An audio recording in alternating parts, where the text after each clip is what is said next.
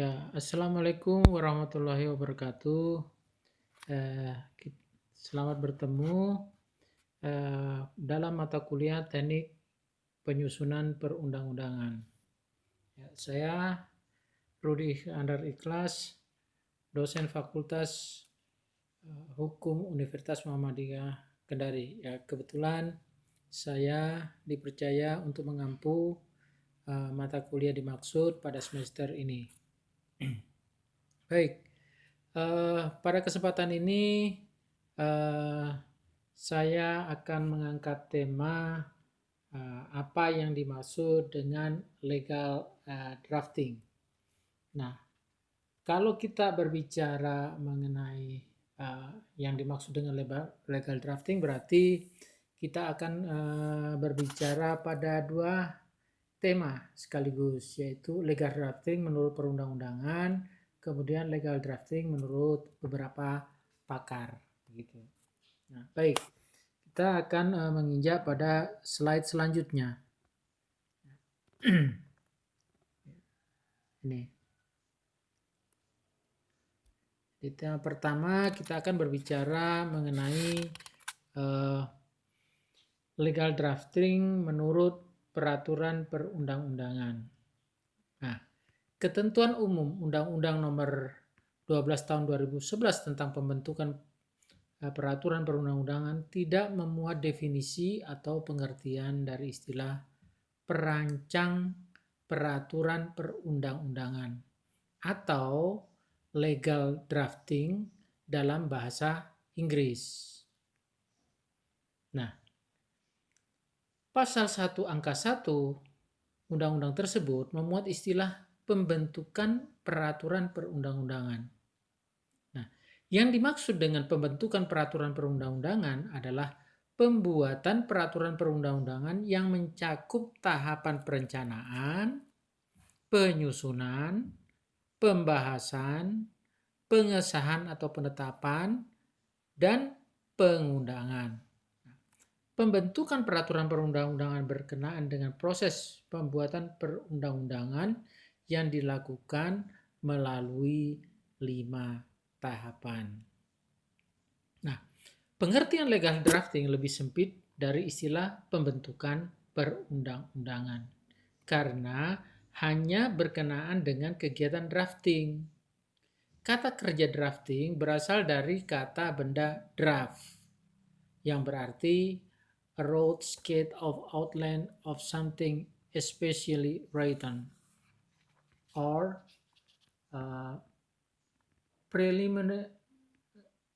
preliminary version. Ya.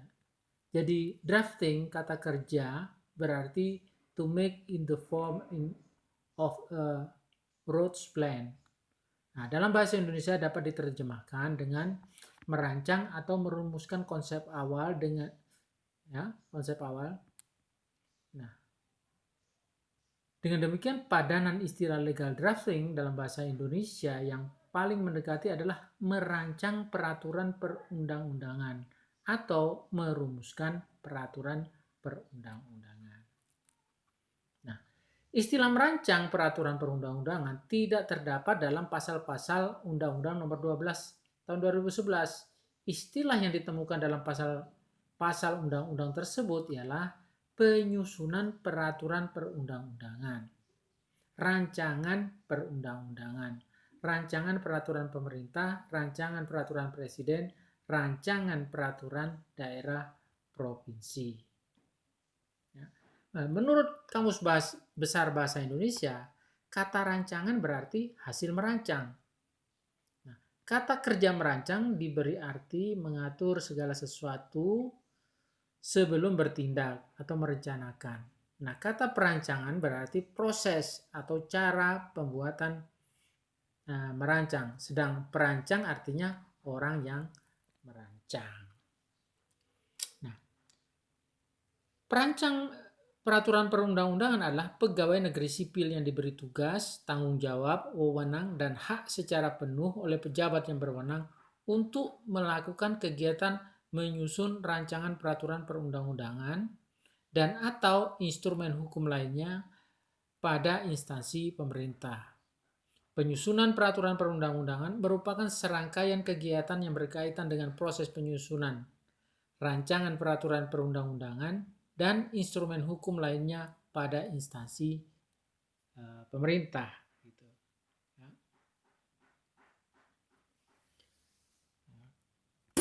Selanjutnya, ya. Nah, materi muatan yang harus diatur dengan undang-undang itu berisi antara lain yaitu A. Pengaturan lebih lanjut mengenai ketentuan Undang-Undang Dasar Negara Republik Indonesia tahun 1945 ya. Ya.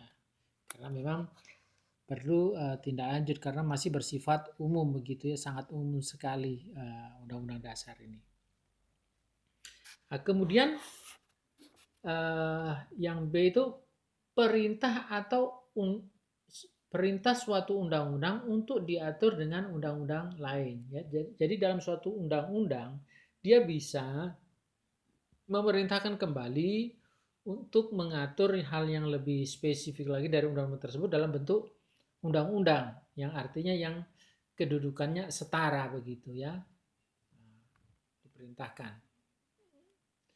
Nah, yang C, pengesahan perjanjian internasional tertentu. Jadi macam beberapa konvenan hak asasi manusia ya dari sebuah perjanjian internasional ya, itu biasanya dijadikan sebuah undang-undang di masing-masing negara begitu ya. Kemudian tindak lanjut putusan Mahkamah Konstitusi dan atau pemenuhan kebutuhan hukum masyarakat. Materi muatan peraturan pemerintah pengganti undang-undang sama dengan materi muatan undang-undang. Materi muatan peraturan pemerintah berisi materi muatan untuk menjalankan undang-undang sebagaimana mestinya.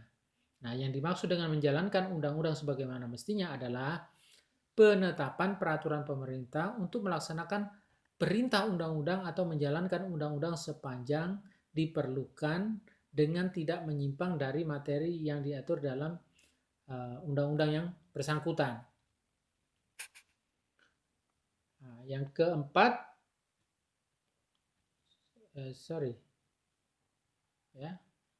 selanjutnya yaitu materi muatan peraturan presiden berisi materi yang diperintahkan undang-undang. Ya.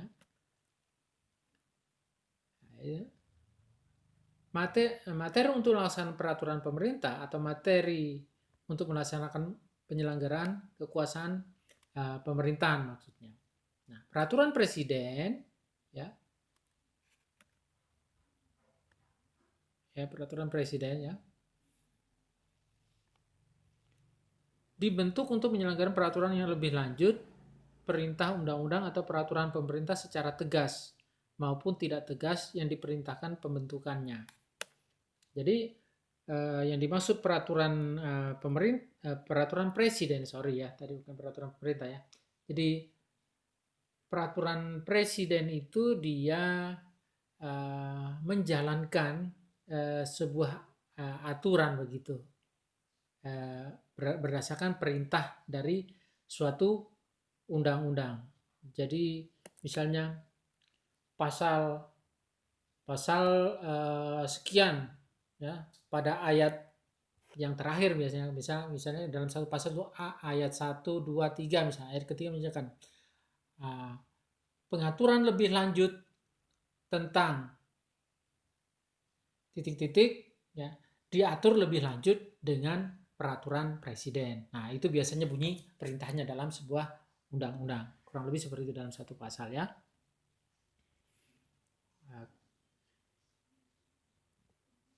Atau yang tidak tegas perintahnya. Misalnya presiden berwenang untuk mengatur ketentuan sebagaimana ayat ini begitu. Nah, berdasarkan itu bisa menjadi pijakan untuk membuat peraturan presiden. Kenapa? Karena dia berwenang.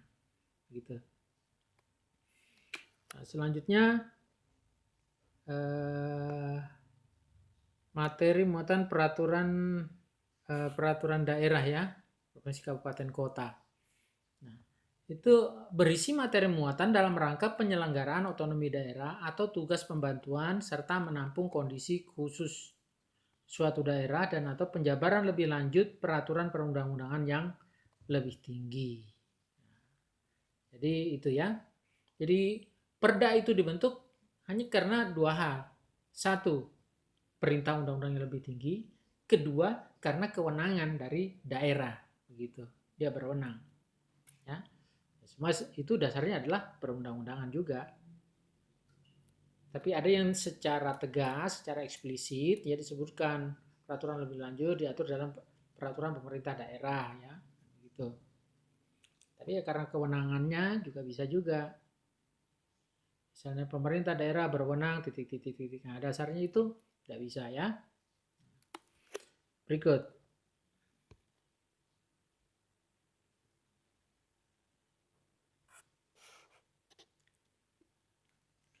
Materi muatan mengenai ketentuan pidana hanya dapat dimuat dalam A. Undang-undang, B. Peraturan daerah provinsi atau peraturan daerah kabupaten kota.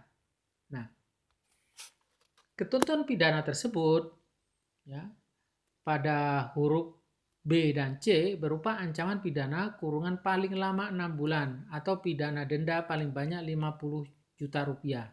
Peraturan daerah provinsi dan peraturan daerah kabupaten kota dapat memuat ancaman pidana kurungan atau pidana denda selain sebagaimana dimaksud di atas sesuai dengan yang diatur dengan peraturan perundang-undangan yang lainnya. Nah, begitu. Ya.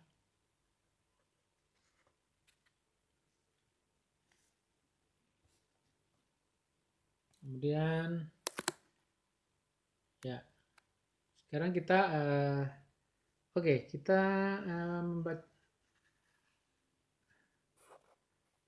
masih di sinilah kita coba urai lebih lanjut ya. Kemudian masih terkait ketentuan pidana tadi ya pada perda begitu. Nah, frasa bagian-bagian dalam peraturan menteri bukanlah bagian sebagaimana dimaksud dalam lampiran Undang-Undang Nomor 12 2011 angka 67 yang merupakan pengelompokan materi muatan peraturan perundang-undangan yang dapat disusun secara sistematis dalam buku, bab, bagian dan paragraf.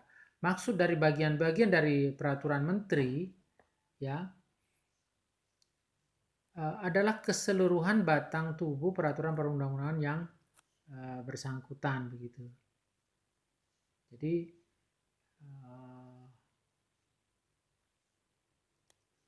ketentuan peraturan perundang-undangan lainnya ya.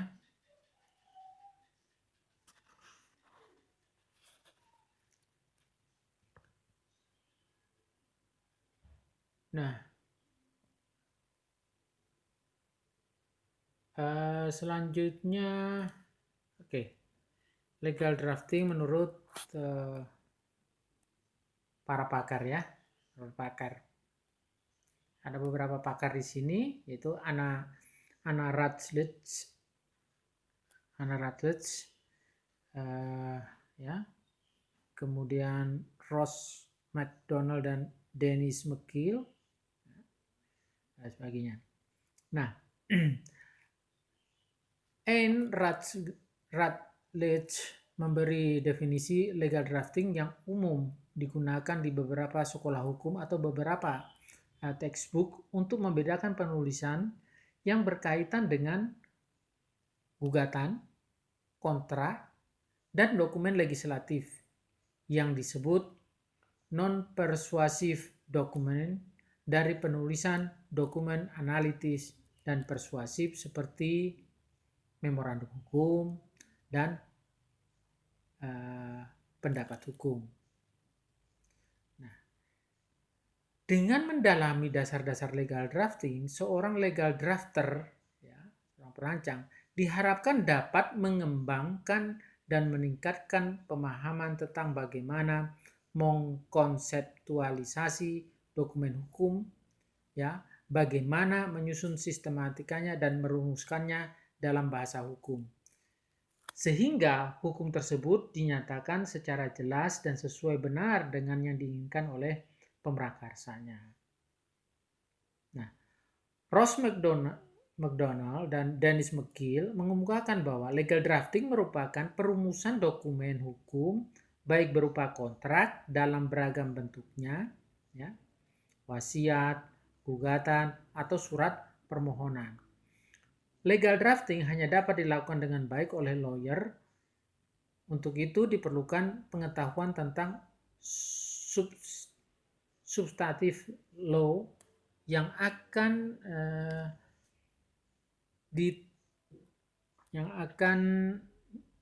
diterapkan dalam apa saja yang akan dirumuskan. Nah, ini di universitas adalah keterampilan yang berorientasi pada subjek yang harus ditempuh atau diambil pada akhir kuliah hukum. Karena latar belakang pengetahuan yang perlu dimiliki oleh mahasiswa hukum, ya, ia mampu menyerap elemen-elemennya.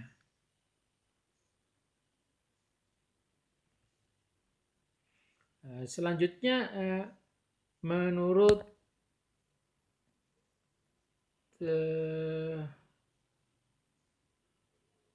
Dickerson, ya, Dickerson mengemukakan bahwa legal drafter yang ia sebut sebagai draftmans dimulai dengan mengemukakan ide substantif yang menjadi panggilan tugasnya. Singkatnya, pekerjaan seorang draftman adalah untuk membantu kliennya memuat dalam format hukum substansi apa yang diinginkan kliennya dan membantunya melengkapi secara baik dan seefektif mungkin. Seorang arsitek dan insinyur, ya, jadi seperti seorang arsitek dan insinyur, legal draftman harus memperoleh gambaran tentang problem khusus yang dihadapi jauh sebelum ia mengambil pulpen atau pensil. Jadi kalau sekarang ya tombol laptop begitu.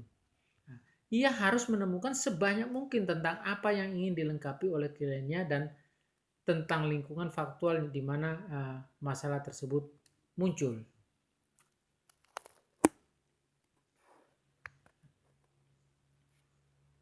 Nah, lebih lanjut, ya, Reed Dickerson mengemukakan bahwa seorang draftman tidak membuat kebijakan substantif dalam arti memiliki tanggung jawab atas kebijakannya atau membuat keputusan final atas apa yang dikerjakannya dan yang diharapkannya. Pada sisi lain, dalam merumuskan berbagai jenis instrumen hukum, ya, nasihat seorang draftman dalam kebijakan sering diusahakan secara serius dan secara semestinya diberikan begitu.